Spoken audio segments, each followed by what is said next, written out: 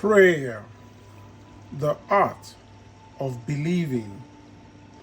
Chapter 4, controlled reverie.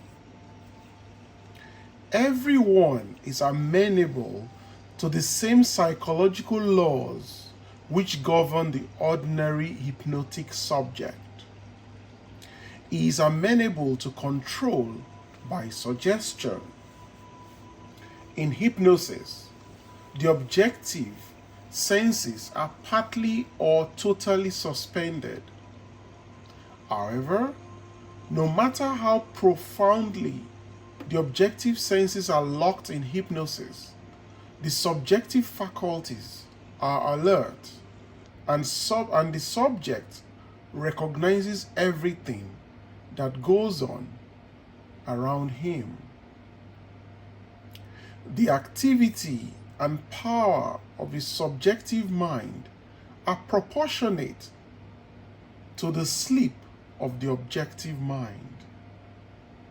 Suggestions, which appear powerless when presented directly to the objective consciousness, are highly efficacious when the subject is in a hypnotic state.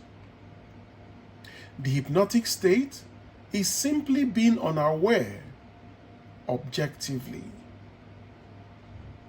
In hypnotism, the conscious mind is put to sleep and the subconscious powers are exposed as to be directly reached by suggestion.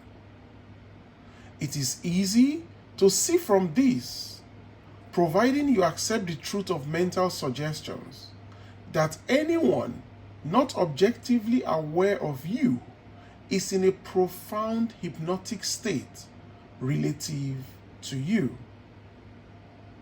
Therefore, we are advised, quote, "Curse not the king, no, not in thy thought, and curse not the rich in the bedchamber. For a bird of the air shall carry the voice, and that which hath wings shall tell the matter." End quote. Ecclesiastes chapter 10, verse 20. What you sincerely believe as true of another, you will awaken within him. No one need be entranced in the ordinary manner to be helped. If the subject is consciously unaware of the suggestion, and if the suggestion is given with conviction and confidently accepted by the operator as true, then you have the ideal setting for a successful prayer. Represent the subject to yourself mentally as though he had already done that which you desire him to do. Mentally speak to him and congratulate him on having done what you want him to do. Mentally see him in the state you want him to obtain. Within the circle of its action, every word subjectively spoken awakens objectively what it affirms. Incredulity on the part of the subject is no hindrance when you are in control of your reverie. Bold assertion by you while you are in a partly subjective state awakens what you affirm. Self-confidence on your part and the thorough belief in the truth of your mental assertion are all that is needed to produce results. Visualize the subject and imagine that you hear his voice. This establishes contact with his subjective mind. Then, imagine that he is telling you what you want to hear.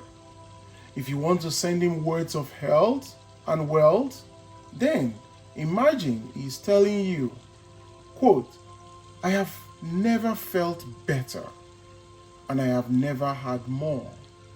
End quote. And mentally tell him of your joy in witnessing his good fortune. Imagine that you see and hear his joy.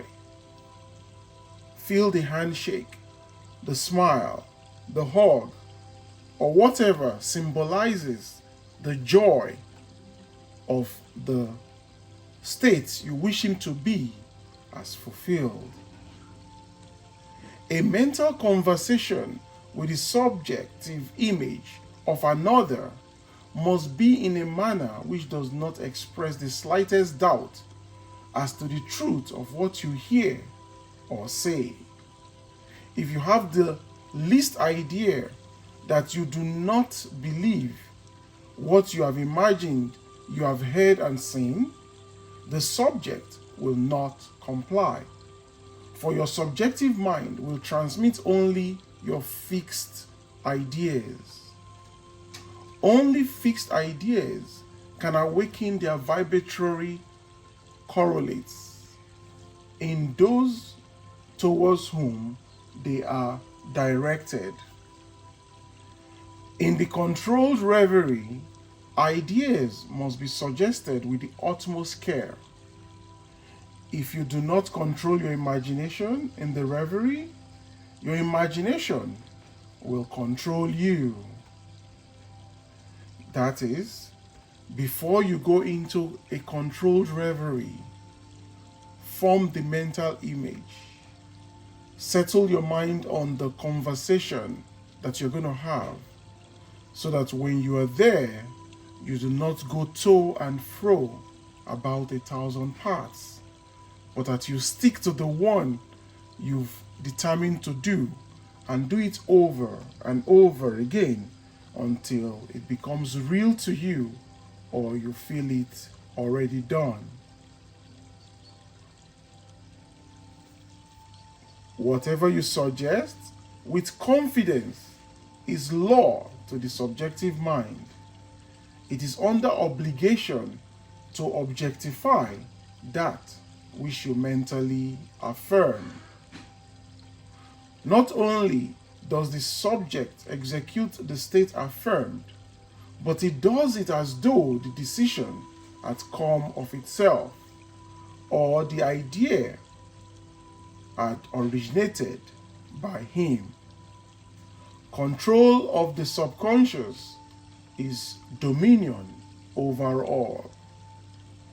Each state obeys one's control. Each state obeys one's mind's control. Control the subconscious, and you will accomplish control of your life.